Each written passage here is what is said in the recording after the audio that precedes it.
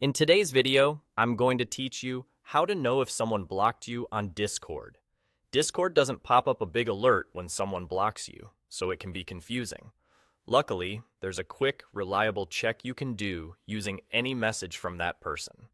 We'll keep this simple and make sure it works, whether you're on desktop or mobile. Start by locating a message from the person you're curious about. This can be in your direct messages with them or in any server you both share. If you have an ongoing DM, open it and scroll until you find one of their messages.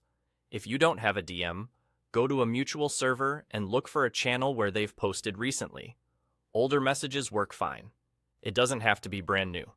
The key is that you can see a message they sent somewhere you have access to. Once you've found a message, try adding a reaction emoji to it. On desktop, hover your mouse over their message and click the smiley face or plus icon that says Add Reaction, then choose any emoji. On mobile, press and hold on their message until the menu appears, then tap Add Reaction and pick an emoji. You don't have to choose anything specific, any emoji will do. Now, watch what happens.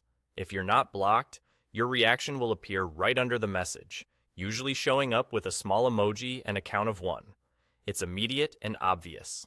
If you are blocked, the message will briefly shake or wiggle, and no reaction will be added. You won't see your emoji appear at all. That quick shake is Discord's way of saying the action didn't go through. A few tips to avoid false alarms.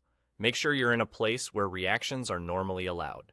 Some servers or channels restrict reactions based on roles or channel settings.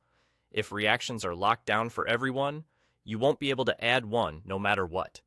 Also, a slow connection or an outdated app can make reactions lag, so give it a second or update the app if you're unsure.